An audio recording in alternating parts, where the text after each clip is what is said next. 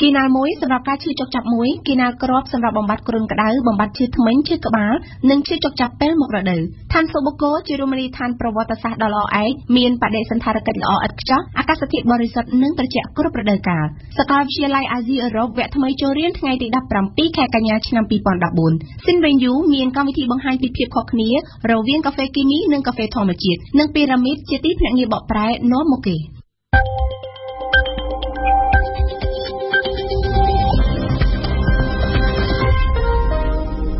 อรุณสูสได้ชนำทำไมลูกสไลเนี่ยเลี้ยงกัญญาขยมสมออกกุลลูกเนี้ยได้บานบางสนับการสร้างระบบวิชุบรังอันตรจิต AFE ในปีนี้มองปรำปีปรึก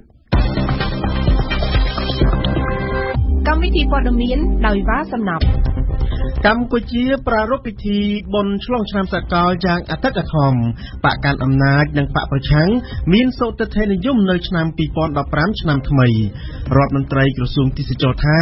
การดำลางคล้ายมหกอาหารในการสนับสนุนเปิลบนตีนอาจประชมในการดออัญญาบานอาชีพกรรมการทะเลโจในดำลายเปร่งกว่าฟ้าดอเศรษฐกิจในประเทศแคนาดาตั้งปีกันดาลาสรีดยุคมันมกประเทศลีตัวอันนี้บานประกาศโจขนงดำบอลใจลุยโร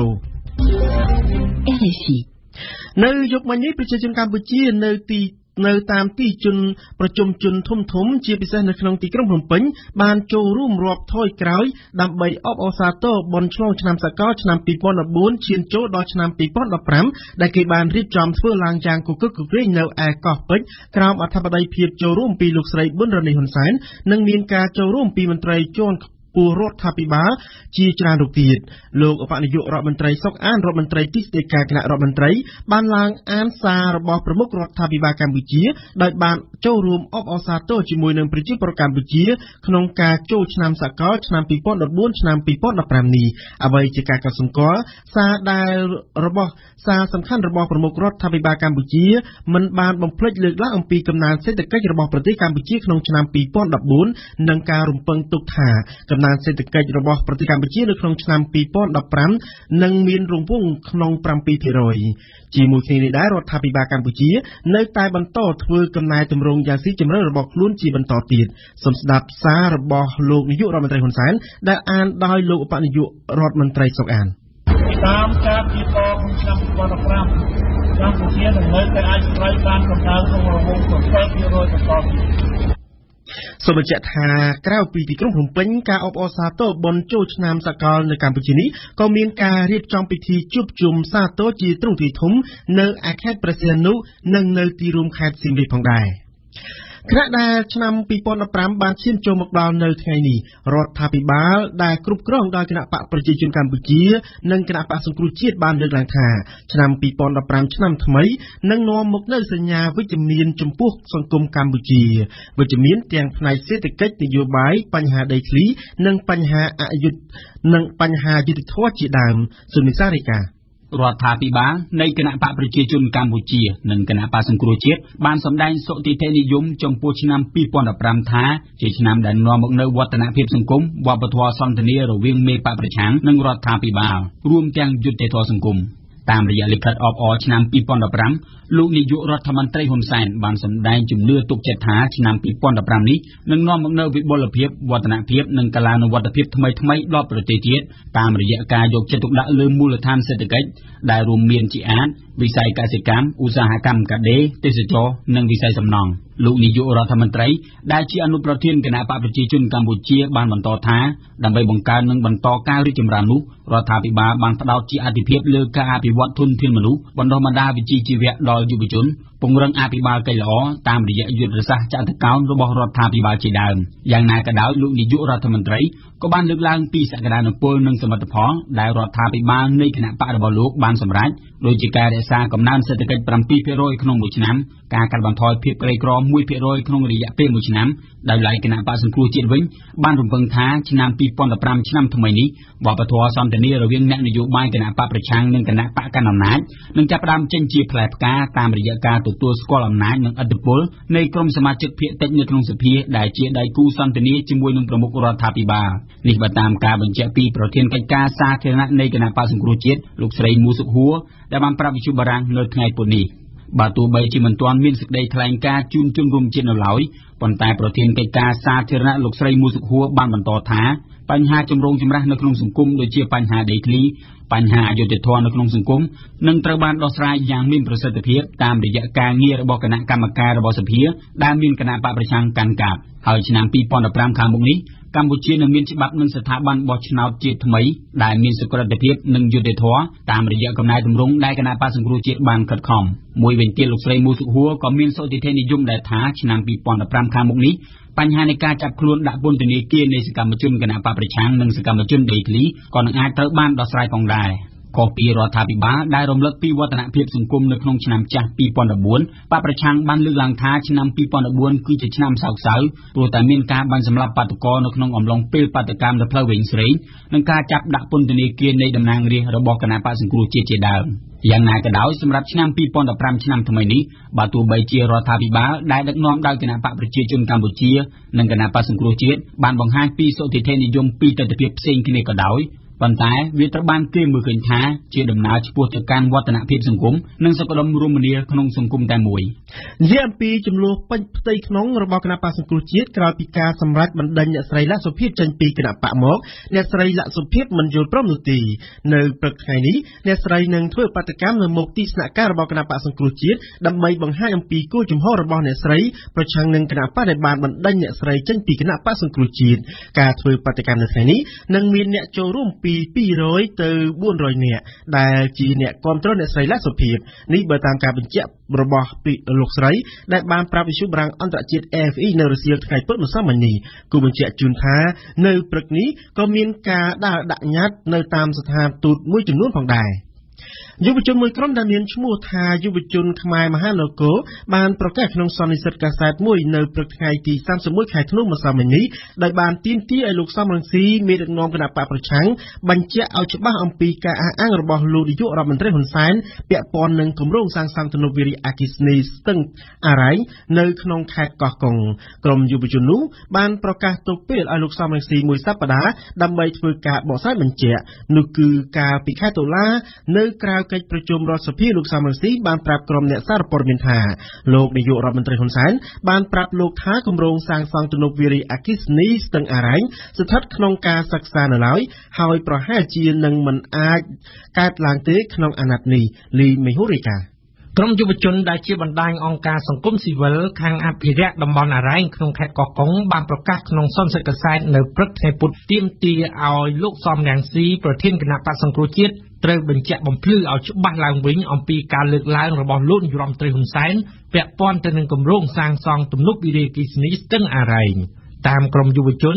នៅក្រៅកិច្ចប្រជុំរដ្ឋសភាកាលពីខែតុលាលោកសំរងស៊ីបានធ្វើជាអ្នកនាំពាក្យឲ្យលោកនាយរដ្ឋមន្ត្រីហ៊ុនសែនហើយប្រកាសបន្តទៅកាន់ក្រុមអ្នកកាសែតថាលោកនាយរដ្ឋមន្ត្រីហ៊ុនសែនបានបញ្ជាក់ប្រាប់លោកនៅក្នុងជំនួបនៅក្រៅកិច្ចប្រជុំរដ្ឋសភាថាគម្រោងសាងសង់ទំនប់វារីអគ្គិសនីស្ទឹងអារ៉ៃស្ថិតក្នុងការសិក្សានៅឡើយហើយប្រហែលជានឹងមិនអាចកើតឡើងទេនៅក្នុងអាណត្តិនេះដោយទុកឲ្យអ្នកដឹកនាំជំនាន់ក្រោយជាអ្នកសម្រេចក៏ប៉ុន្តែសប្តាហ៍ថ្ងៃនេះយុវជនជុំហួតតំណាងយុវជនខ្មែរមហានគរបានអះអាងថាមានមន្ត្រីរដ្ឋាភិបាលព្រមទាំងតំណាងក្រុមហ៊ុនចិនស៊ីណូហៃដ្រូដោយមានទាំងទាហានប្រមាណជា10នាក់បានចុះទៅកាន់តំបន់អារ៉ែងហើយបានគម្រាមកំហែងប្រជាពលរដ្ឋសហគមន៍មិនឲ្យតវ៉ាជំទាស់ទៅនឹងគម្រោងសាងសង់ទំនប់វារីអគ្គិសនីស្ទឹងអារ៉ៃនោះទេតាមតំណាងយុវជនពួកគេទុកពេលមួយអាទិត្យគិតចាប់ពីថ្ងៃនេះដើម្បីឲ្យលោកសំរងស៊ីឆ្លើយបំភ្លឺអំពីពាក្យសម្ដីរបស់លោកនាយរដ្ឋមន្ត្រីហ៊ុនសែនបើសិនជាគ្មានការបញ្ជាក់ច្បាស់លាស់ទេនោះពួកគេនឹងធ្វើបាតកម្មមិនទាន់មានការបញ្ជាក់ពីមន្ត្រីក្រសួងរាយនឹងធម្មពលជុំវិញបច្ចុប្បន្នភាពនៃគម្រោងវារីអគ្គិសនីស្ទឹងអារ៉ៃក្នុងខេត្តកោះកុងនៅឡើយទេប៉ុន្តែកាលពីថ្ងៃទី30ខែកញ្ញាឆ្នាំ2014លោកអ៊ិតប្រាំងរដ្ឋលេខាធិការក្រសួងរាយនឹងធម្មពលបានបញ្ជាក់ក្នុងសន្និសីទកាសែតថាគម្រោងវារីអគ្គិសនីស្ទឹងអារ៉ៃក្នុងខេត្តកោះកុងដែលត្រូវចំណាយថវិកា$400 លាននឹងអាចបញ្ចប់នៅឆ្នាំ2020គម្រោងវារីអគ្គិសនីស្ទឹងអារ៉ៃត្រូវបានសិក្សាបច្ចេកទេសនិងបរិស្ថានធម្មជាតិនិងសង្គមចាប់តាំងពីឆ្នាំ2006 តាមរបាយការណ៍បឋមរបស់ក្រសួងរាយនឹងធម្មពលចេញផ្សាយកាលពីថ្ងៃទី27ខែកញ្ញាគម្រោងវិរិយអគ្គិសនីស្ទឹងអារ៉ែងមានផ្ទៃដីប្រមាណជាង 10,000 ហិកតាមានផលប៉ះពាល់សត្វបក្សីប្រមាណ113ប្រភេទថនិកសត្វ53ប្រភេទល្មូន31ប្រភេទនិងមច្ឆជាតិ43ប្រភេទគម្រោងនេះមានការប៉ះពាល់ដល់ប្រជាពលរដ្ឋចំនួន 1318 នាក់ត្រូវជា349គ្រួសារនៅក្នុង3ឃុំទន្ទឹមនឹងនោះក៏មានផលប៉ះពាល់ទៅលើសាលារៀនចំនួន6វត្តអារាមចំនួន3ស្រះទឹកសហគមន៍6សាលាឃុំ2និងសំណង់ផ្សេងៗជាច្រើនទៀតដូចជារបងធ្នូខ្មោចអណ្ដូងទឹកឡាក់យ៉ាងណាក៏ដោយក្រុមអ្នកអភិរក្សបរិស្ថាននិងអ្នកតំណាងរាស្ត្រមកពីគណៈបក្សសង្គ្រោះជាតិស្នើដល់រដ្ឋាភិបាលឲ្យលុបចោលគម្រោងអភិវឌ្ឍវិរិយអគ្គិសនីស្ទឹងអារ៉ែងហើយប្រែក្លាយតំបន់នោះទៅជាតំបន់អេកូទេសចរជំនួសវិញគណៈកម្មាធិការជាតិរៀបចំការបោះឆ្នោតនៅថ្ងៃទី31ខែធ្នូម្សិលមិញនេះបានផ្ដល់សុពលភាពលើបញ្ជីឈ្មោះបោះឆ្នោតផ្លូវការតាមសេចក្តីប្រកាសចុះថ្ងៃទី31ធ្នូគោជបបានដឹងថាឈ្មោះអ្នកបោះឆ្នោតថ្មីមានចំនួនជាង 17,000 នាក់ឈ្មោះលុបចោលមានចំនួនជាង 10,000 នាក់និងការតម្រូវឈ្មោះចំនួនជាង 32,000 នាក់ជាសរុបអ្នកបោះឆ្នោតក្នុងបញ្ជីបោះឆ្នោតមានចំនួនជាង 9,800,000 នាក់ក្នុងនោះស្ត្រី 5 លាននាក់និងរួមមានការិយាល័យបោះឆ្នោតចំនួនជាង 20,000 ការិយាល័យ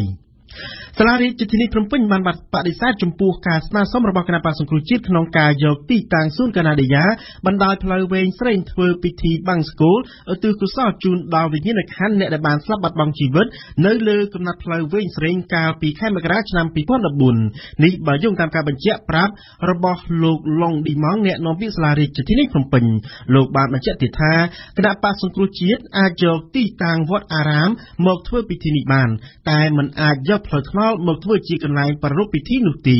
សូមបញ្ជាក់ជូនថាគណៈបក្សសង្គ្រោះជាតិបានស្នើសុំសាលារាជធានីភ្នំពេញកាលពីថ្ងៃទី29ខែធ្នូ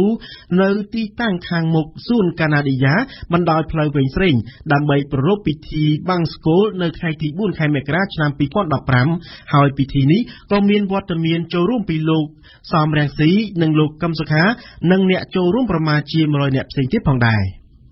ជាកំណត់ត្រាថ្មីសម្រាប់ឆ្នាំ2014អាកាសយានដ្ឋានសៀមរាបបានទទួលអ្នកដំណើរប្រមាណជា3លាននាក់ក្នុងរយៈពេល1ឆ្នាំមកនេះសូមបញ្ជាក់ជូនថាកំណើននៃអ្នកដំណើរដែលបានធ្វើដំណើរតាមរយៈអាកាសយានដ្ឋានអន្តរជាតិសៀមរាបមានប្រមាណជា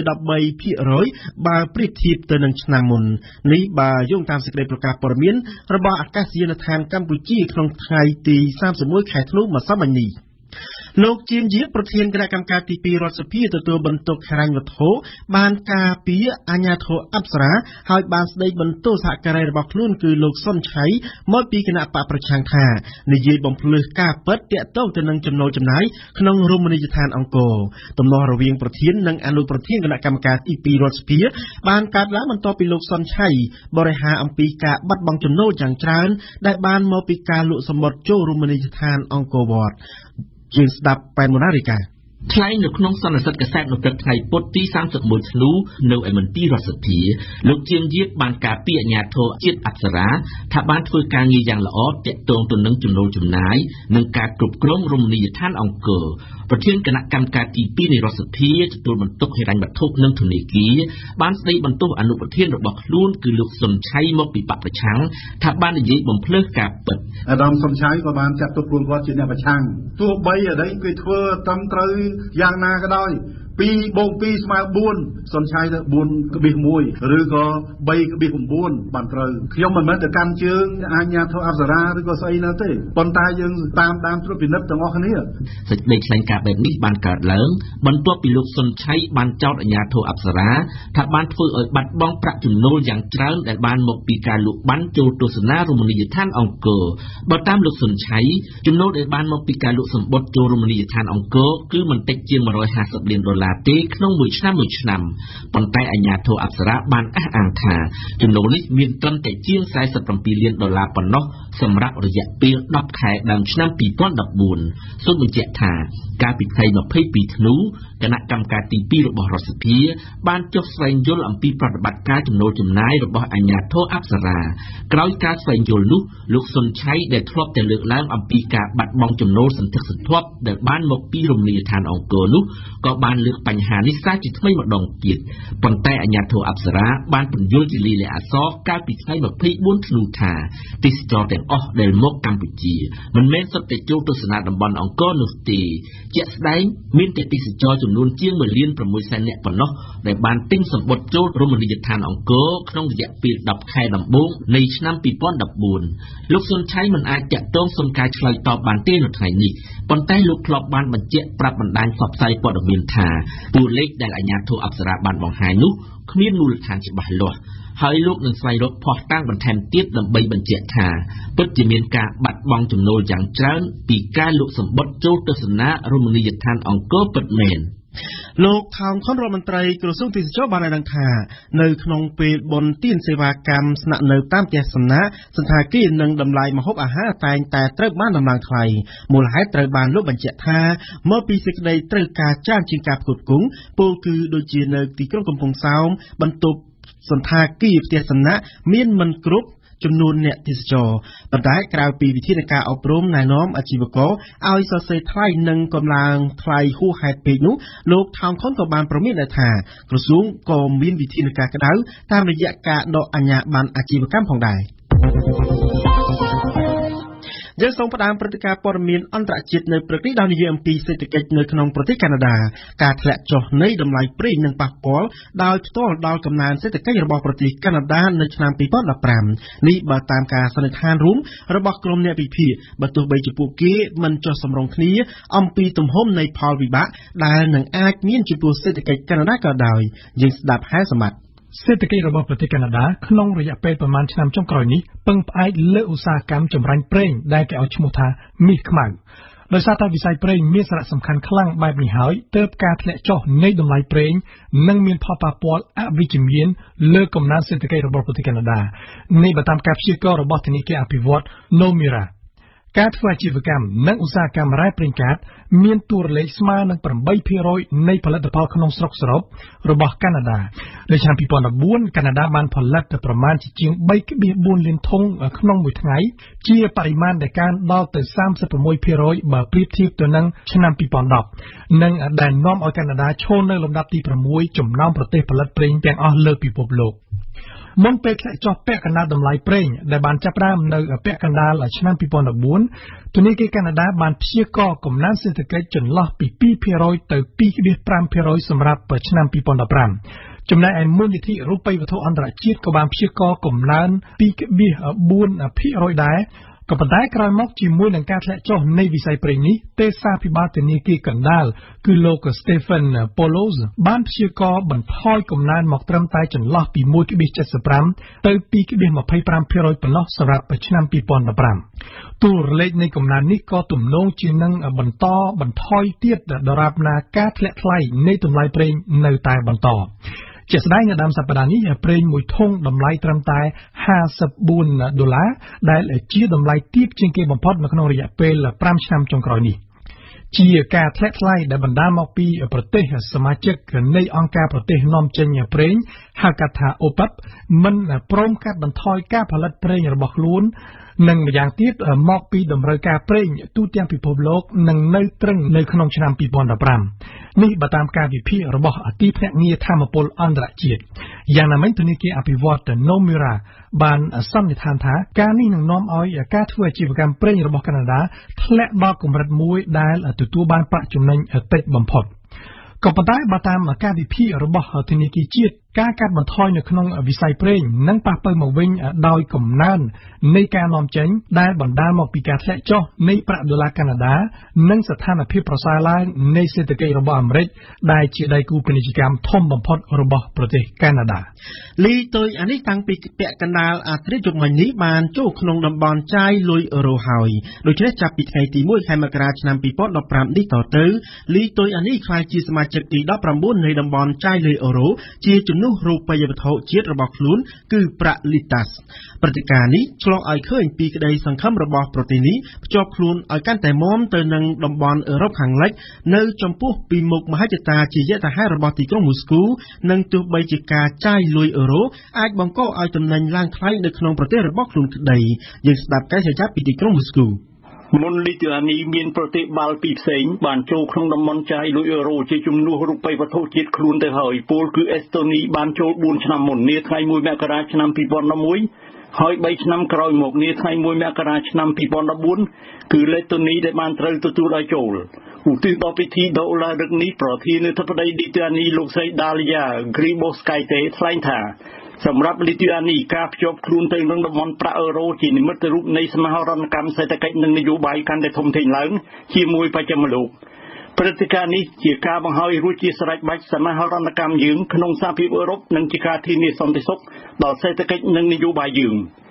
ជាការកត់សម្គាល់លីទុអានីដែលបានត្រូវទទួលឲ្យចូលជាសមាជិកនៃតំបន់ប្រាក់អឺរ៉ូពីព្រោះប្រទេសនេះ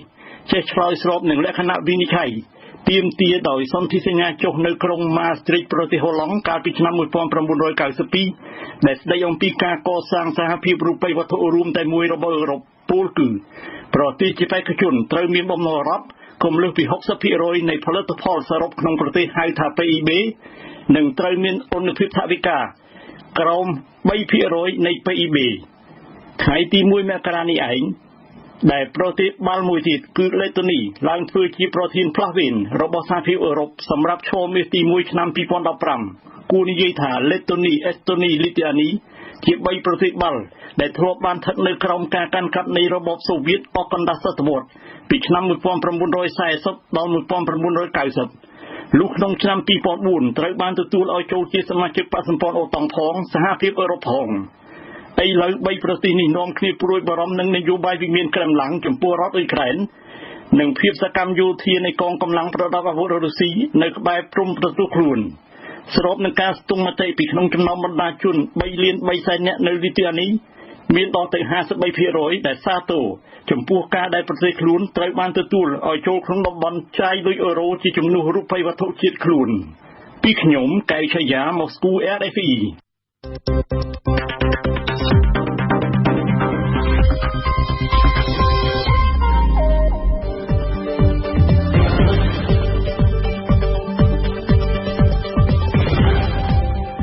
វិទ្យុបារាំង RFI ភ្នំពេញ 92 MHz សៀមរាប 92 MHz បាត់ដំបងក្រុងព្រះសីហនុនិងកំពង់ចាម 94.5 MHz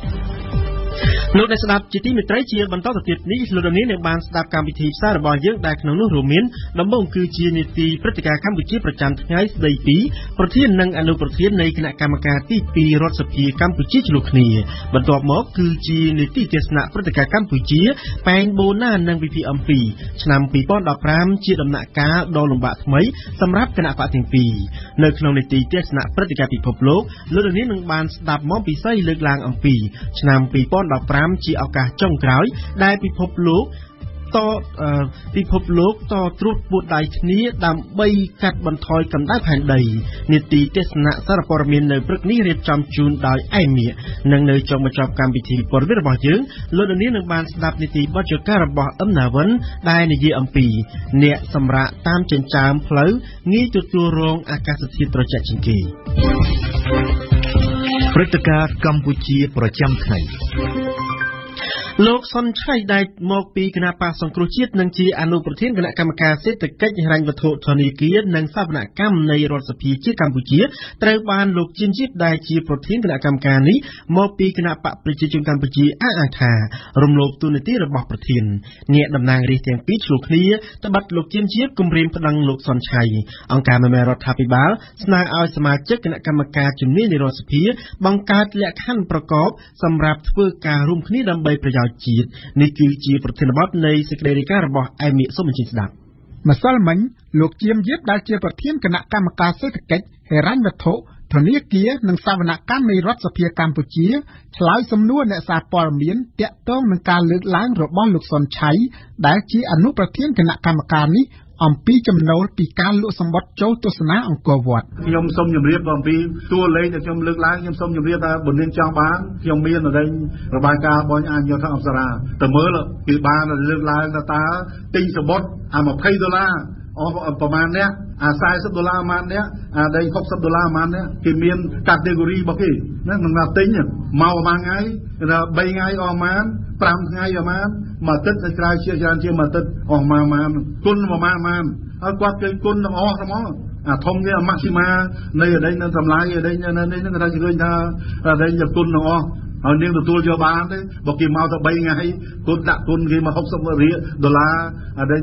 7ថ្ងៃដែរអានោះទៅបានអាកន្លែងខុសគ្នាអញ្ចឹងអាកណ្ដឹងដែរខ្ញុំទទួលយកបានណាព្រោះខ្ញុំមានស័ក្តិសិទ្ធិជាក់ស្ដែង3ទី1ប្រធាននៃអង្គភាពរាយការណ៍ជូនដល់គណៈប្រភូទី2ស្លាយគេប្រចាំងទៀតហើយទី3ក្រោយពេលគេចប់មកហើយគេប្រគល់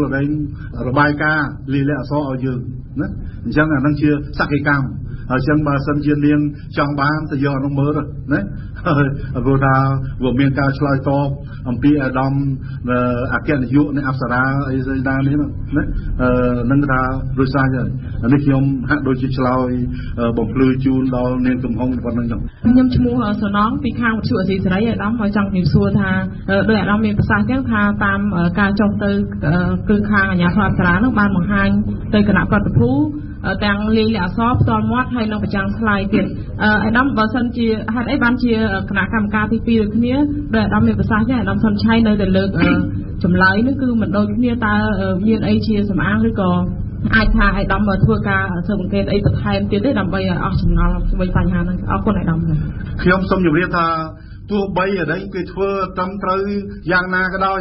2 + 2 = 4សំឆៃទៅ4អីនៅក្បៀស1បានត្រូវណាឬក៏3 ក្បៀស9បានត្រូវអាហ្នឹងឲ្យយល់ចេះអានឹងកំណត់របស់គាត់ណាហើយសូមជម្រាបអញ្ចឹងគាត់មិនអាចថាគណៈបកកណ្ដាលអំណាចធ្វើស្អីឲ្យត្រូវទាំងអស់នោះទេគាត់ច្រើនតែលើកឡើងធ្វើម៉េចឲ្យថាគាត់ជាអ្នកប្រឆាំងហ្នឹងណាចោតប្រកាន់គ្រប់បែបយ៉ាងអានេះខ្ញុំគាត់សូមជម្រាបអំពីចរិតណាខ្ញុំទទួលយកបានទេសូមជម្រាបទៅទោះបីយ៉ាងម៉េចខ្ញុំចេះតែអីនេះទៅអបទៅអីនេះទៅខ្ញុំសូមជម្រាបអានឹងចរិតរបស់មនុស្សដែលបានអនុវត្តរយៈកាលកន្លងមកគឺអញ្ចឹងខ្ញុំគាត់សូមជម្រាបទេខ្ញុំមិនមែនទៅកម្មជើងអីអាជ្ញាធរអប្សរាឬក៏ស្អីណាទេនៅក្នុងសន្និសីទសារព័ត៌មាននេះព្រឹកនោះប្រធានគណៈកម្មការទី2នៃរដ្ឋសភាដែលជាតំណាងរាស្ត្រមកពីគណៈបកប្រជាជនកម្ពុជាគម្រាមប្តឹងអនុប្រធានរបស់ខ្លួនដែលជាតំណាងរាស្ត្រមកពីគណៈបកសង្គ្រោះជាតិបើមកតាមខ្ញុំប្តឹងខ្ញុំជម្រាបប្រាប់ទៅប្រធានរដ្ឋសភាណាឬក៏គណៈអចិន្ត្រៃយ៍រដ្ឋសភាណាអានោះថាមានពីព្រោះបណ្ណារាស្ត្របែបនេះមានវិន័យមានអីយើងដូចគ្នានៅក្នុងបទបញ្ជាទឹកនោះមិននិយាយស្រាប់ខ្ញុំបានស្អីណាជាទៅវិទ្យាល័យខ្ញុំដឹងមកប្រពូគាត់ថាគាត់ដឹកនាំទៅតាមខ្ញុំខ្ញុំទទួលយកមិនបានព្រោះខ្ញុំដឹកនាំខ្លួនឯងនេះតាមលិខិតបេសកកម្មណាព្រោះមានសុនឆៃគាត់សមាជិកប្រពូទេណាពេលខ្ញុំកំពុងនិយាយគាត់ដើរចេញបាត់នៅតែនិយាយស្អីណាគាត់វាយស្អីគាត់ណាអាពេលខ្ញុំនិយាយក្នុងហ្នឹងក៏ចឹងដែរអាលេខដែលគេថាមកមកក៏គុណឡប់ទៅណា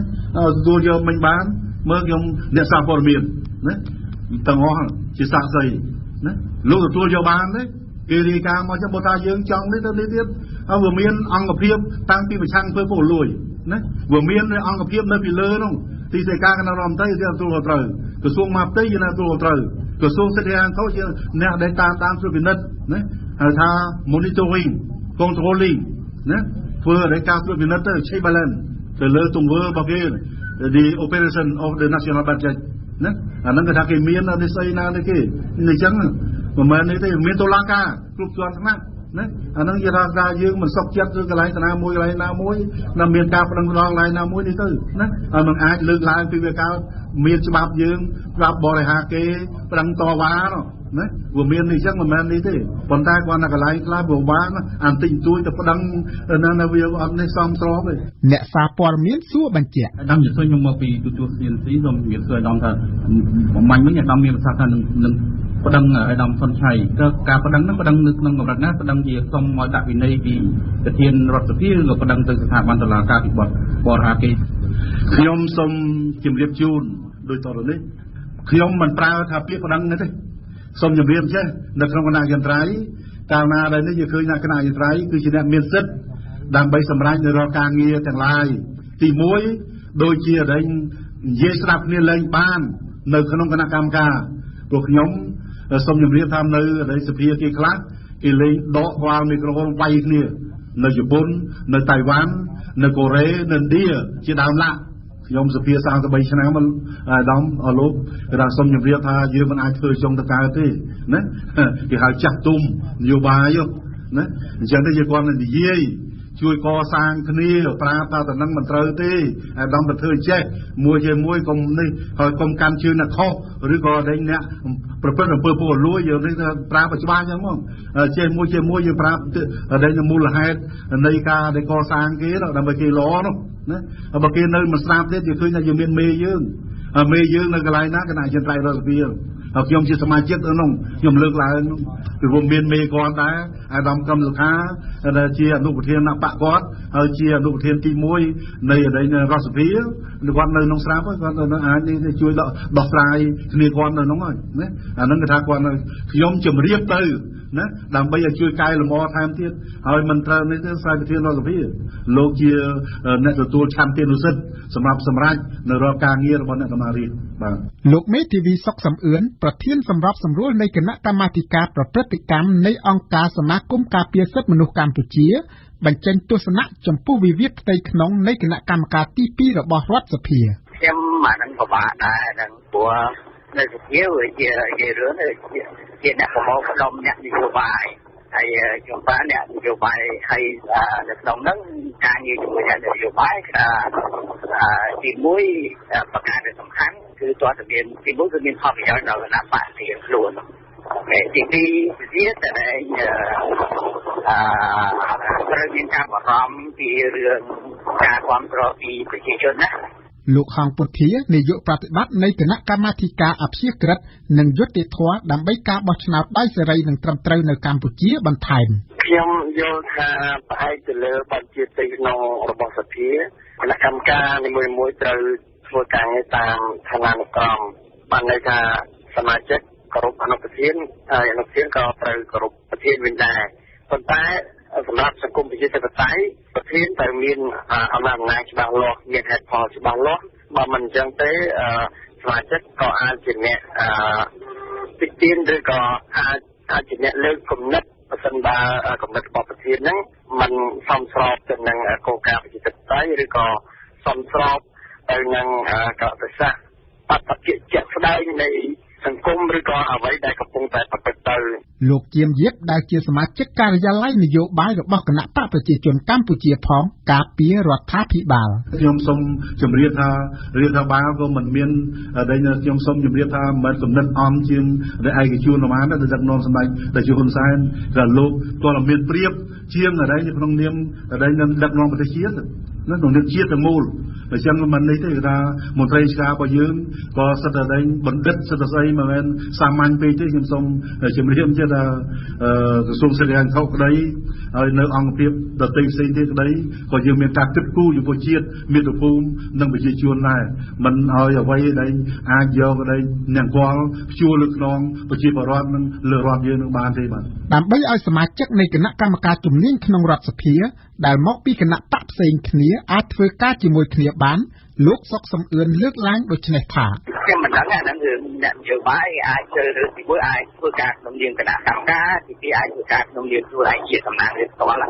ជារួមទៅទី1បាត់បញ្ជាផ្ទៃក្នុងសង្គមហ្នឹងក៏ត្រូវគិតមើលក្នុងការគ្រប់គ្រងជាផ្ទៃក្នុងវាត្រូវមានលក្ខខណ្ឌខ្លះមានលក្ខខណ្ឌខ្លះមានចំណុចខ្លះដែលយើងអាចព្រោះធម្មតាយើងអាចឲ្យថាបាត់ជាផ្ទៃក្នុងហើយធ្វើអ្វីមួយដែលប្រាជ្ញាវាដល់តែយើងចេះធ្វើដែរក៏វាពិបាកដែរអញ្ចឹងវាសុខចិត្តមិនធ្វើល្អជាងយ៉ាងណាក៏ប៉ុន្តែគ្រាន់តែគូការបញ្ហាហ្នឹងវាអាចមានវិធីទី1ព្រោះកន្លងមកដូចជាសិលធម៌សុជីវៈផ្សេងៗទៀតវាអាចមានដែរមានឧទាហរណ៍ថានៅក្នុងបទឯងនៅក្នុងហ្នឹងឯងមិនអាចនិយាយបានក៏តែបើសិនឯងឈប់ពីនៃគណៈកម្មការហ្នឹងខ្លាចជាដំណើរធម្មតាយើងអាចនិយាយរិះគន់ពីគណៈកម្មការកន្លងមកទៅត្រូវគូការហ្នឹងអាចធ្វើបានលោកហងពុធាបន្តខ្ញុំយល់ថាគណៈកម្មការដែលមកពីគណៈបកទាំងពីរគួរ នៅស្តង់ដារឬក៏បទដ្ឋានរួមមួយដើម្បីធ្វើការវិតម្លៃទៅលើស្អីមួយឧទាហរណ៍ថាបញ្ញាលក់សម្បត្តិរបស់អាជ្ញាធរអប្សរាបាទអញ្ចឹងបើសិនជារបាយការណ៍នឹងមានការលំអៀងតួលេខអានោះគណៈកម្មការនោះឯងគួរតែកំណត់ថាបើសិនជាមានការលំអៀងតួលេខហើយគឺត្រូវធ្វើការស៊ើបអង្កេតបាទអញ្ចឹងត្រូវកំណត់បទដ្ឋានមួយដើម្បីធ្វើការជាមួយគ្នាហើយបទដ្ឋាននោះត្រូវតែជាបទដ្ឋានមួយដែលឆ្លុះបញ្ចាំងទៅនឹងទស្សនៈរបស់ប្រជាពលរដ្ឋផងដែរបើសិនជាមានតែរបាយការណ៍ហើយរបាយការណ៍មានភាពល្អប្រសើរប៉ុន្តែផ្ទុយទៅវិញបញ្ហាជីវភាពនិងការរស់នៅរបស់ប្រជាពលរដ្ឋមិនបានលើកដំកើងដោយសារតែអាជ្ញាធរអប្សរានោះក៏ភាគីទាំងពីរត្រូវតែកំណត់បទដ្ឋានច្បាស់លាស់ថាបើសិនជាកម្រិតជីវភាពក្នុងកម្រិតនេះអញ្ចឹង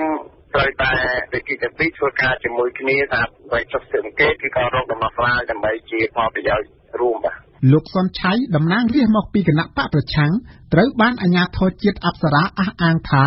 បានថ្លែងតាមប្រព័ន្ធផ្សព្វផ្សាយភូតកុហកសាធារណជនជាតិអន្តរជាតិអំពីការងាររបស់ស្ថាប័នគ្រប់គ្រងរមណីយដ្ឋានអង្គរនេះក្នុងចេតនាម្យ៉ាងដើម្បីកេងចំណេញខាងនយោបាយនិងម្យ៉ាងទៀតដូចជាចង់សងសឹកនឹងអាជ្ញាធរអប្សរា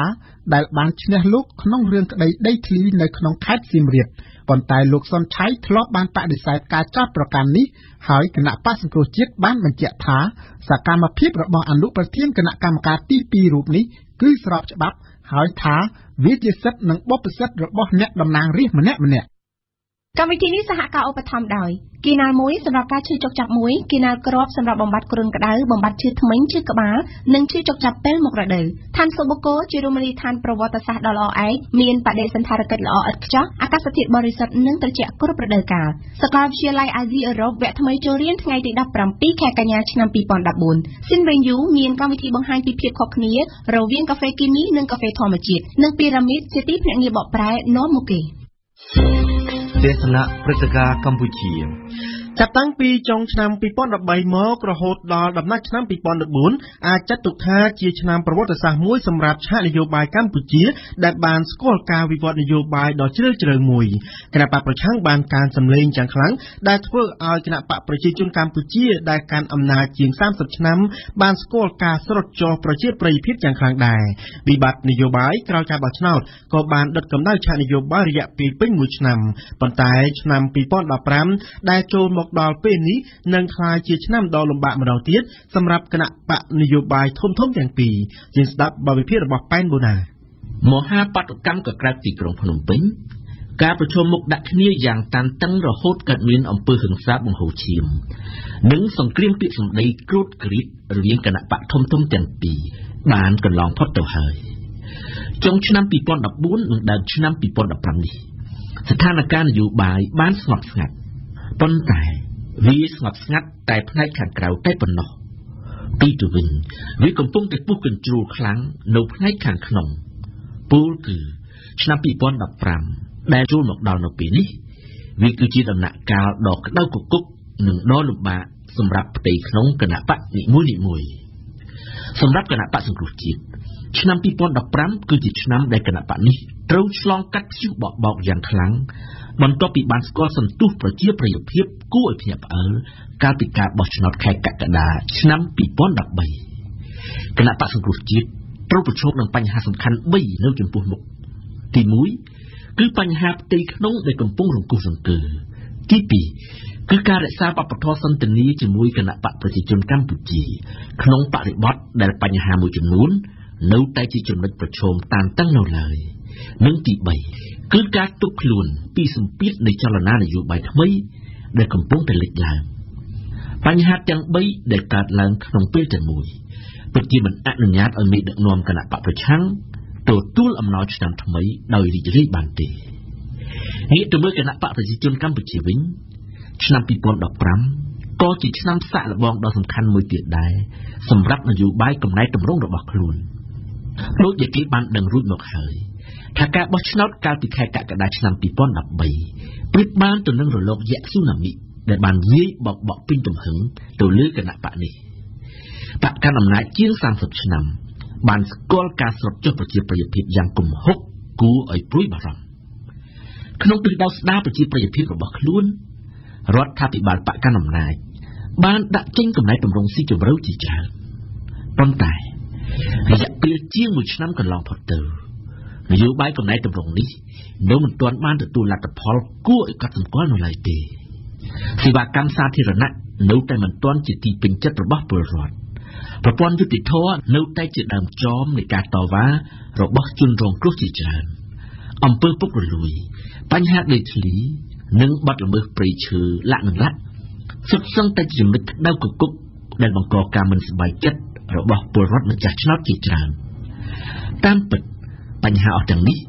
ជារឿងដែលបន្សល់ពីឆ្នាំចាស់ជាយូរមកហើយតែដោះស្រាយមិនទាន់ចេញប៉ុន្តែការបោះឆ្នោតមិនរងចាំកំណែតម្រង់ដល់យូរយ៉ាវនេះទេម្យ៉ាងទៀតស្ថានភាពនយោបាយក្នុងឆ្នាំថ្មីនេះខុសពីឆ្នាំចាស់ខុសគ្នានៅត្រង់ថាកាលពីមុនបកកណ្ដាលអំណាចអាចរំភើយបានពីព្រោះសំអាងថាខ្លួនមិនងាយមានគូបដិបត្តិឯណាមកផ្ដួលបានឡើយប៉ុន្តែឆ្នាំថ្មីនេះស្ថានភាពមិនអនុញ្ញាតឲ្យបកកណ្ដាលអំណាចធ្វើប្រងើយដោយកាលពីមុនទៀតបានទេអំណះតទៅគឺជាពេលវេលាដ៏មានតម្លៃបំផុតដែលគណៈបកនយោបាយត្រូវបង្ហាញសមត្ថភាពដោះស្រាយបញ្ហាពីព្រោះនេះជាវិញ្ញាសាស្លាប់រស់ក្នុងការដណ្ដើមប្រជាប្រិយភាពសម្រាប់ការបោះឆ្នោតលើកក្រោយដូច្នេះគ្មានគណៈបកណាមួយទាំងបកកណ្ដាលអំណាចទាំងបកប្រឆាំងអសកម្មនៅចំពោះមុខបញ្ហារាប់រយជំពូកដែលខ្លួនកំពុងតែប្រឈមនោះឡើយនិយាយតាមបែបផ្សេងឆ្នាំ2015និងឆ្នាំខាងមុខទៀតគឺជាពេលវេលាក្តៅគគុកសម្រាប់ឆាកនយោបាយប្រទេសកម្ពុជាភាពក្តៅគគុកនេះប្រសិនបើវាកើតឡើងក្នុងក្របខ័ណ្ឌនៃវប្បធម៌សន្តិនិកដូចដែលកំពុងតែកើតមាននៅពេលនេះគឺជាការល្អប្រសើរប៉ុន្តែ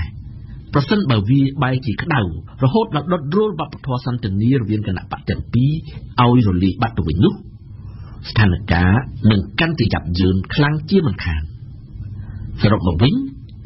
ឆ្នាំ2015នេះមិនគ្រាន់តែជាពេលវេលាដែលគណៈបកទាំងពីរត្រូវដោះស្រាយបញ្ហាប្រឈមរៀងៗខ្លួនតែប៉ុណ្ណោះទេ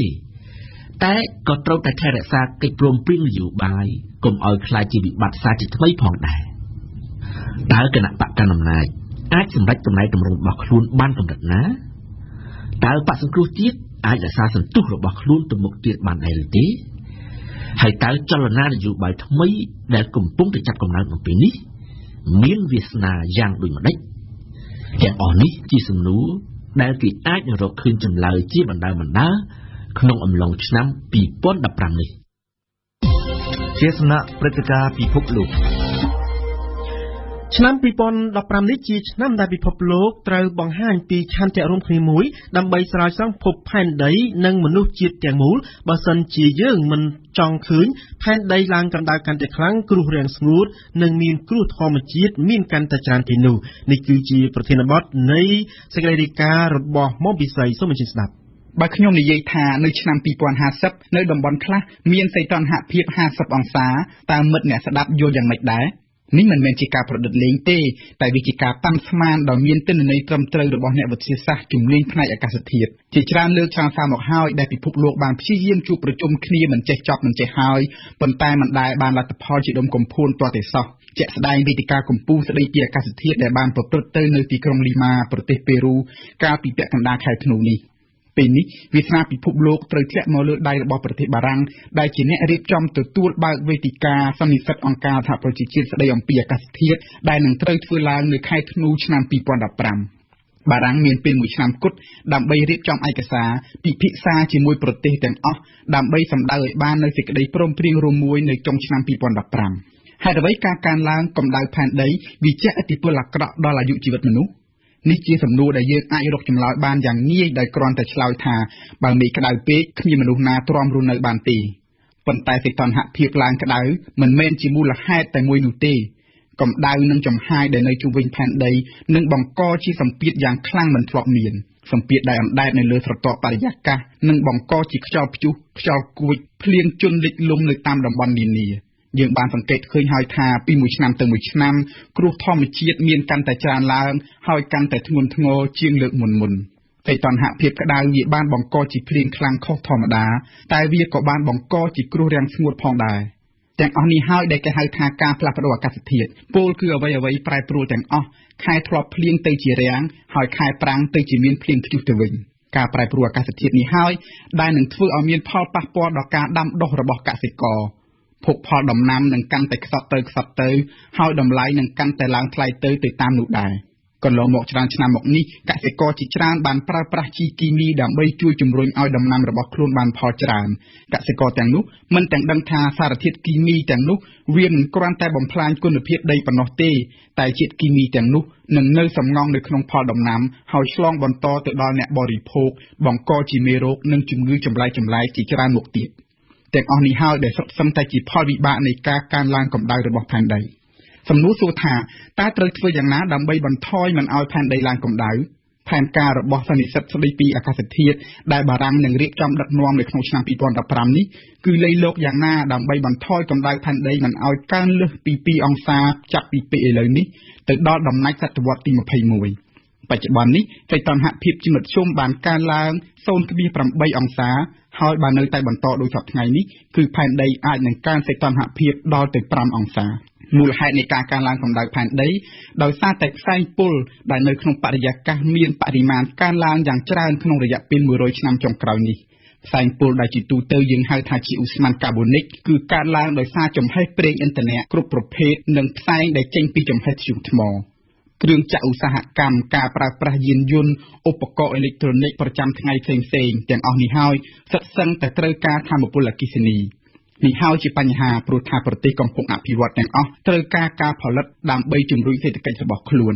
ប្រទេសតូចៗដែលកំពុងតែងើបចេញពីភាពក្រីក្រមានសិទ្ធិគ្រប់គ្រាន់ក្នុងការអភិវឌ្ឍសេដ្ឋកិច្ចរបស់ខ្លួននេះគឺត្រូវធ្វើតាមរយៈខ្សែសង្វាក់ឧស្សាហកម្មដោយជិះមិនរួចដូច្នេះគេត្រូវការប្រើប្រាស់ថាមពលអគ្គិសនីបើប្រទេសធំៗមកហាមឃាត់គេពិតជាមិនបានទេព្រោះប្រទេសអ្នកមានខ្លួនឯងនឹងហើយដែលបានបំពុលអាកាសធាតុច្រើនជាងគេដោយបានប្រើប្រាស់ធ្យូងថ្មមួយឆ្នាំរាប់លានតោននិងបានបូមប្រេងឥន្ធនៈសឹងតែអស់ពីក្នុងដីបើប្រទេសអ្នកមានដូចជាអាមេរិកបារាំងអាល្លឺម៉ង់អាចធ្វើបានរឿងអីប្រទេសតូចតាចធ្វើមិនបាននេះហើយដែលជាអំណះអំណាងរបស់ចិនដែលជាមេគំនិតបានគៀងគរក្រុមប្រទេសតូចៗជាច្រើនឲ្យដើរតាមខ្លួន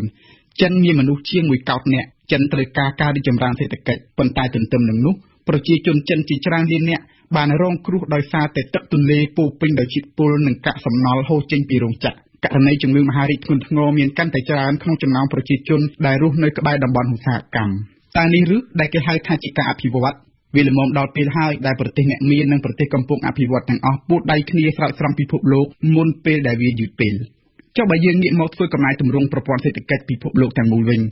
សេដ្ឋកិច្ចបច្ចុប្បន្ននេះគឺពឹងផ្អែកតែលើការផលិតនិងការទិញដូរទាំងស្រុងអ្នកផលិតគិតតែពីជំរុញឲ្យមនុស្សទិញកាន់តែផលិតកាន់តែបំពុលបរិយាកាសប្រទេសដែលមានឧស្សាហកម្មជឿនលឿនគឺជាមេបំពុលបរិយាកាសច្រើនជាងគេដូចជាអាមេរិកចិនសហភាពអឺរ៉ុបឥណ្ឌានិងរុស្ស៊ីជាដើមដូច្នេះប្រទេសទាំងអស់នោះហើយដែលមានទូនីតិកែលម្អសកម្មភាពឧស្សាហកម្មរបស់ខ្លួនកុំឲ្យបញ្ចេញផ្សែងពុលច្រើនពេកមួយវិញទៀតស្ថិតក្នុងក្របខ័ណ្ឌនៃសន្និសីទស្តីពីអាកាសធាតុដែរប្រទេសធំៗទាំងអស់ត្រូវស្វែងរកថវិកាឲ្យបាន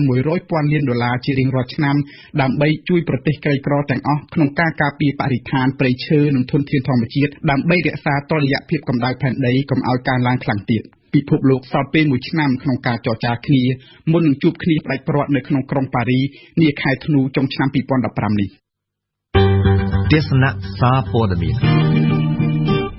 តើនៅថ្ងៃនេះសារព័ត៌មានដែលចេញផ្សាយនៅស្រុកខ្មែរចាប់អារម្មណ៍ទៅលើប្រធានរឿងអ្វីខ្លះសូមអញ្ជើញស្ដាប់ឯនេះនៅថ្ងៃប្រហ័សទី1ខែមករាឆ្នាំ2015ដែលជាឆ្នាំថ្មីក្នុងប្រតិទិនសូរ្យគតិភ្នំពេញប៉ុស្តិ៍ភាសាខ្មែរផ្ដិតរូបថតពណ៌ធម្មជាតិមួយផ្ទាំងធំបង្ហាញវិថីមួយនៅភ្នំពេញដែលត្រូវបានបំភ្លឺដោយភ្លើងអគ្គិសនីយ៉ាងរន្ទាលច្រាលច្អៅលើទំព័រមុខកាសែតនេះរាយការណ៍ថាមិនត្រឹមតែនៅរាជធានីភ្នំពេញទេបណ្ដាខេត្តទេសចរក៏បានរៀបចំទទួលស្វាគមន៍ឆ្នាំ2015ផងដែរចាប់ពីមាត់សមុទ្ររហូតដល់អង្គរនិយាយពីអង្គរនឹកដល់ខេត្តសៀមរាបភ្នំពេញប៉ុស្តិ៍រាយការណ៍ថាប្រលានយន្តហោះអន្តរជាតិនៃខេត្តនេះទទួលភ្ញៀវទេសចរ3លាននាក់ក្នុងឆ្នាំ2014ដោយផ្អែកតាមសេចក្តីប្រកាសព័ត៌មានរបស់ក្រុមហ៊ុនកម្ពុជា Airport ទិន្នានុប្រវត្តិនេះសរសេរថាអាកាសយានដ្ឋានអន្តរជាតិខេត្តសៀមរាប បានកំណត់ត្រាថ្មីខាងទទួលភ្ញៀវទេសចរជាតិនិងអន្តរជាតិពលគឺ3លាននាក់ក្នុងឆ្នាំ2014កើនឡើង 13% បើប្រៀបធៀបទៅនឹងឆ្នាំ2013លោកខេត Norinda ដែលជាប្រធានផ្នែកទំនាក់ទំនងនិងទីផ្សារនៅក្រុមហ៊ុនកម្ពុជា Airport បានប្រាប់ភ្នំពេញប៉ុស្តិ៍ម្សិលមិញថាកំណើនអ្នកដំណើរនៅប្រលានយន្តហោះអន្តរជាតិខេត្តសៀមរាបឆ្លុះបញ្ចាំងអំពីកំណើនទេសចរអន្តរជាតិចូលមកកម្ពុជាបើតាមកាសែតលោកខេត Norinda ពន្យល់ថានេះគឺដោយសារការរៀបចំល្អរបស់អាជ្ញាធរស្ថិរភាពសង្គមនិងកំណើនប្រជាប្រិយនៃតំបន់ទេសចរដែលមានសក្តានុពលនៅកម្ពុជារស្មីកម្ពុជាដាក់ចំណងជើងឲ្យរឿងដែលខ្លួនចាត់ទុកថាសំខាន់បំផុតសម្រាប់អ្នកអាននៅថ្ងៃដំបូងនៃឆ្នាំ2015នេះថាកាដូឆ្នាំថ្មីសកម្មជនបកសង្គ្រោះជាតិធ្វើបាតកម្មប្រឆាំងការបណ្ដេញលោកស្រីលក្ខសុភិបបើតាមសេចក្តីរាយការណ៍នេះប្រជាពលរដ្ឋយុវជនក្រុមអ្នករត់ម៉ូតូឌុបដែលទិនានុប្រវត្តិនេះបានអះអាងថាជាសកម្មជនអ្នកគាំទ្រគណៈបកសង្គ្រោះជាតិមកពីបណ្ដាខេត្តរាជធានីនិងធ្វើបាតកម្មនៅមុខស្នាក់ការគណៈបកនេះដើម្បីប្រឆាំងគណៈកម្មាធិការវិន័យនៃគណៈបកសង្គ្រោះជាតិដែលបានបណ្ដេញសមាជិកគណៈកម្មាធិការនយោបាយនិងជំនួយការលោកកឹមសុខាឈ្មោះលក្ខសុភិបចេញពីបករស្មីកម្ពុជាបញ្ជាក់ថាក្រុមអ្នកតវ៉ានឹងដើរហែកក្បួនដាក់ញត្តិតាមបណ្ដាស្ថានទូតប្រទេសមហាអំណាចនិងសហគមន៍អឺរ៉ុបដើម្បីឲ្យគេបានដឹងអំពីបើតាមពាក្យនៅក្នុងកាសែតការប្រើអំណាចផ្ដាច់ការនៅក្នុងគណៈបកសង្គ្រោះជាតិដោយខុសទៅនឹងលក្ខន្តិកៈនិងបទបញ្ជាផ្ទៃក្នុងគណៈបកអំពីរឿងនេះកម្ពុជាថ្មីបានបញ្ជាក់បន្ថែមលើទំព័រមុខរបស់ខ្លួនថាលោកស្រីលក្ខសុភិបជាអ្នកដឹកនាំធ្វើបាតកម្មនៅមុខស្នាក់ការគណៈបកសង្គ្រោះជាតិនៅព្រឹកនេះដោយឡែករឿងធំបំផុតរបស់កម្ពុជាថ្មីសម្រាប់ថ្ងៃនេះគឺសន្និសីទសារព័ត៌មានរបស់លោកជាមយាទនៅរដ្ឋសភាម្សិលមិញឯណោះទេកាសែតដាក់ចំណងជើងឲ្យអត្ថបទរបស់ខ្លួនថាបើសុនឆៃនៅតែនិយាយបំភ្លើសអាចទទួលការព្រមានកម្ពុជាថ្មីសរសេរដូចនេះថាលោកបណ្ឌិតរដ្ឋជាមយាទប្រធានគណៈកម្មការសេដ្ឋកិច្ចហិរញ្ញវត្ថុធនាគារនិងសវនកម្មនៃរដ្ឋសភាបានធ្វើការបដិសេធចំពោះការនិយាយបំផ្លាស់របស់លោកសុនឆៃអនុប្រធានគណៈកម្មការទី2រដ្ឋសភាតំណាងរាស្ត្រមកពីគណៈបក្សសង្គ្រោះជាតិដែលថ្មីនេះបាននិយាយថាចំណូលពីការលក់សម្បត្តិចូលទស្សនាប្រាសាទអង្គរវត្តមានរហូតដល់ទៅចំនួន$150លានអាមេរិកកាសែតនេះបន្តថាលោកជាមយាទថានឹងស្នើទៅប្រធាននិងអនុប្រធានរដ្ឋសភាឲ្យនិយាយអប់រំលោកសុនឆៃបើអ្នកតំណាងរាស្ត្ររូបនេះមិនឈប់និយាយបំភ្លើសកម្ពុជាថ្មីបានឲ្យដឹងតាមសម្ដីរបស់អ្នកតំណាងរាស្ត្រមកពីគណៈបកប្រជាជនកម្ពុជាជាមយាទថាចំណូលពីការលក់សម្បត្តិឲ្យភ្ញៀវទេសចរចូលទស្សនាប្រាសាទអង្គរវត្តក្នុងរយៈពេល10ខែឆ្នាំ2014គឺមានតែ$45លានអាមេរិកប៉ុណ្ណោះកោះសន្តិភាពក៏មិនរំលងសន្និសីទកាសែតនោះដែរកាសែតនេះដាក់ចំណងជើងឲ្យរឿងរបស់ខ្លួនថាលោកជាមយាទចោទលោកសុនឆៃបំភ្លឺការពិតជុំវិញការលក់សម្បត្តិឲ្យជនបរទេសចូលទស្សនាអង្គរវត្តប៉ុន្តែកាសែតសន្តិសុខសង្គមកោះសន្តិភាពសម្រាប់យករឿងអន្តរជាតិមកធ្វើជាត្រីមុខដោយដាក់ចំណងជើងធំថា Air Asia យីអ៊ុនដាក់ក្រោយយន្តហោះមួយគ្រឿងធ្លាក់ចូលសមុទ្រមួយគ្រឿងទៀតចុះខុសផ្លូវនៅហ្វីលីពីនកោះសន្តិភាពរាយការណ៍ថាយន្តហោះមួយគ្រឿងរបស់ក្រុមហ៊ុន Air Asia ដែលផ្ទុកអ្នកដំណើរ159នាក់បានចុះខុសផ្លូវទៅជាប់គាំងក្នុងវាលភក់មួយកាលពីវេលាម៉ោង 17:30 នាទីម៉ោងនៅក្នុងប្រទេសហ្វីលីពីននាថ្ងៃទី30ខែធ្នូបើតាមកាសែតនេះពុំមានរបាយការណ៍អំពីចំនួនអ្នករបួសក្នុងឧបទ្ទវហេតុនោះទេកោះសន្តិភាពបានឲ្យដឹងថាយន្តហោះប្រភេទ A320-200 នោះបានចុះចតក្នុងស្ថានភាពអាកាសធាតុមានខ្យល់ខ្លាំងហើយយាននោះមិនអាចបញ្ឈប់បាននៅឯប្រលានយន្តហោះមួយនាភាគកណ្ដាលប្រទេសហ្វីលីពីនកោះសន្តិភាពក៏សម្គាល់ថានេះជាហេតុការណ៍មួយថ្មីបំផុតខណៈដែលយន្តហោះក្រុមហ៊ុននេះមួយគ្រឿងទៀតបានជួបគ្រោះថ្នាក់ធ្លាក់ក្នុងសមុទ្រកាលពីថ្ងៃទី28ខែធ្នូជាមួយមនុស្ស162នាក់បទយូកាអាជ្ញាធរបានប្រកាសឲ្យប្រជាពលរដ្ឋមានការប្រុងប្រយ័ត្នខ្ពស់ចំពោះធាតុអាកាសចុះត្រជាក់នៅភ្នំពេញនៅពេលមានអាកាសធាតុចុះត្រជាក់បែបនេះម្ដងគេសង្កេតឃើញថាមនុស្សមួយក្រុមដែលនៅពេលយប់សម្រាប់តាមចិញ្ចើមផ្លូវដូចជាអ្នកធាក់ស៊ីក្លូអ្នកសំទៀនងាយនឹងទទួលរងនៅអាកាសធាតុត្រជាក់នេះជាងគេសូមស្ដាប់បទចការរបស់អិនណាវិន រាជធានីភ្នំពេញខេត្តកណ្ដាលកំពង់ស្ពឺកំពង់ឆ្នាំងខេត្តក្រចេះខេត្តកំពង់ចាមជាដើមនោះនឹងមានសីតុណ្ហភាពត្រជាក់បំផុតពី19ទៅ21អង្សាសេ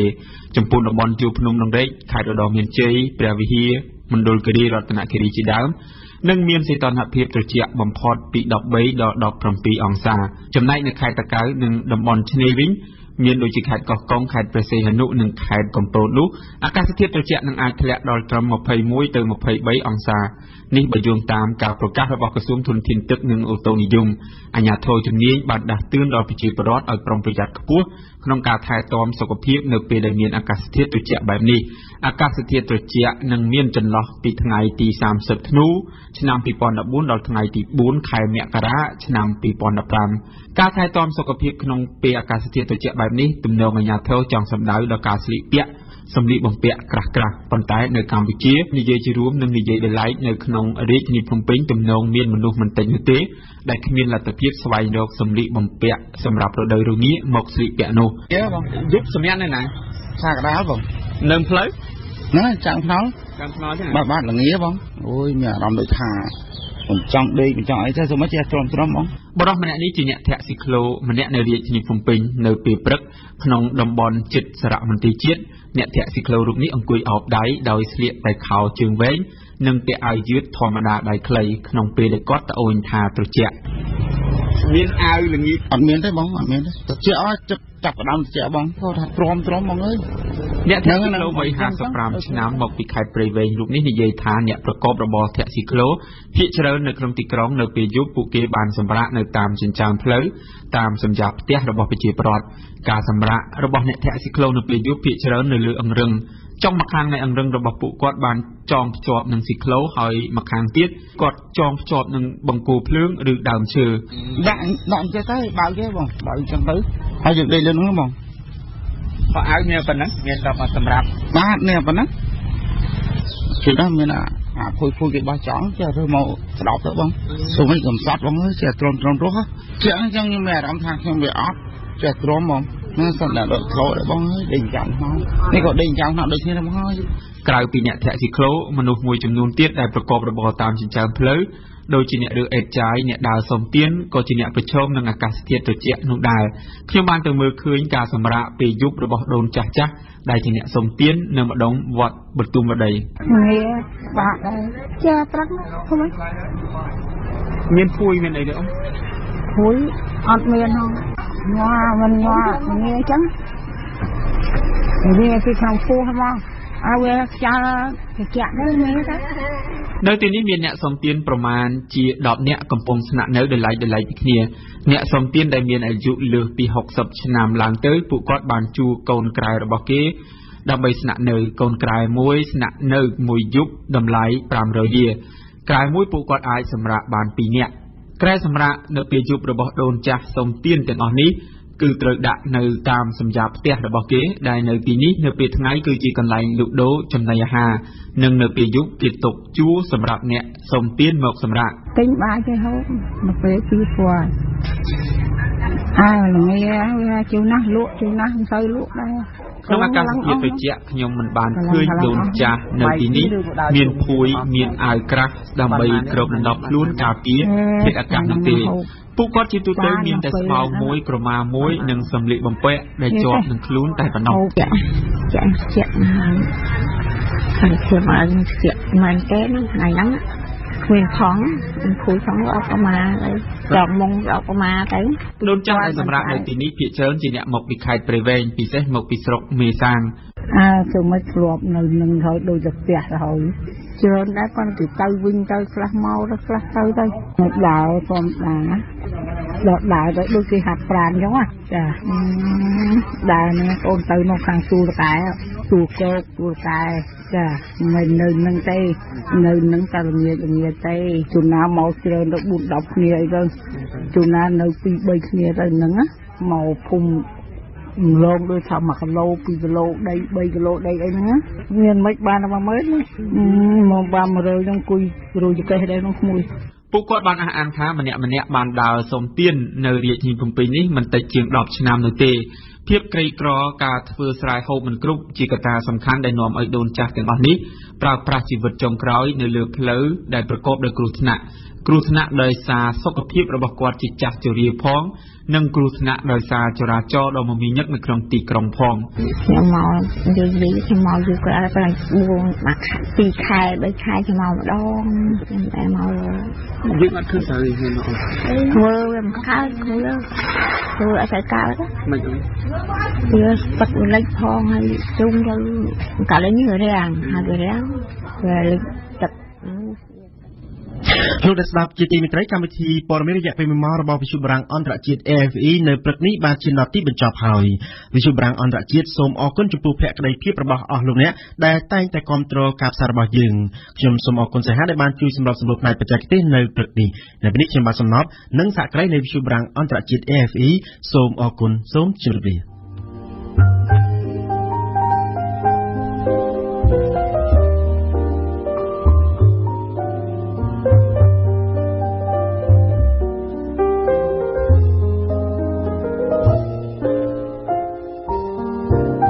លោកស្រីអ្នកនាងកញ្ញាតទៅនេះសូមអញ្ជើញស្ដាប់ព័ត៌មានជាភាសាបារាំង